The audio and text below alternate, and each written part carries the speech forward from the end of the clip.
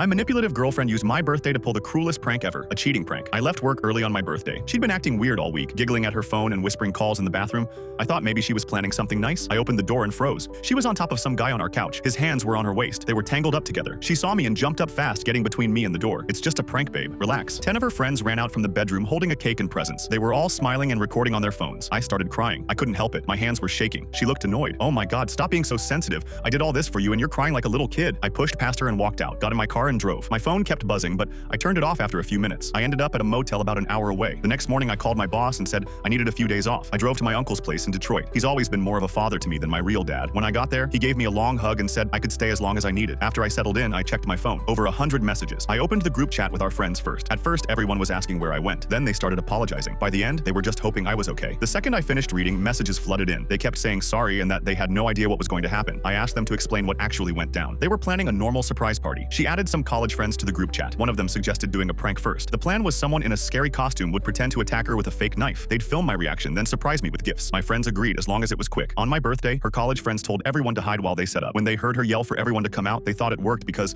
I looked terrified, but I still looked devastated even after the reveal. Then I just left. They realized something was wrong. The guy wasn't wearing any costume. He wasn't holding any prop knife. He was just on top of her in a way that looked real. They watched her push him off and chase after me. Even her other college friends were confused why their friend wasn't in costume. He just stood there quiet. She came back crying and told everyone to leave. She went into our bedroom and the guy followed her. Then they heard her screaming through the door, "Get out! I told you not to do this." He came out looking like he was about to cry and left. Her college friends sent long apologies and videos proving their story. In the footage, you could see their genuine confusion. I told them it wasn't their fault. They asked if they could throw me a real birthday party this weekend, just us without her. I said yes. 2 days later, I opened her messages. Over 50 texts. The first ones were angry, calling me dramatic. Then they shifted to desperate apologies. The last message was from that morning. "I'm coming to get you. Your uncle's address is still in my GPS." I showed my uncle. He shook his head. "She's not welcome here." I blocked her number. Then I texted her college friends and asked who that guy was. One of them called me. She sounded nervous. That guy wasn't really our friend. He was her coworker. She brought him to our planning meeting and said he wanted to help. We thought it was weird but didn't question it. She paused. After everyone left, I went back for my jacket. I heard them in the bedroom. She was crying and he said, "You promised you'd break up with him tonight." This was supposed to make it easier, so it wasn't even a prank. She was actually cheating. The girl started crying. "I'm so sorry. We never should have trusted her." I thanked her and hung up. My uncle walked in. "You okay?" I nodded. "Yeah, I actually am." That weekend, my real friends threw me a party in Chicago. No pranks, no drama, just people who cared. 3 weeks later, I got a new apartment across town. Changed my number, started fresh. One of her college friends messaged me. "Thought you should know. She's dating that guy now." Posting pictures like nothing happened. I deleted the message and kept moving forward.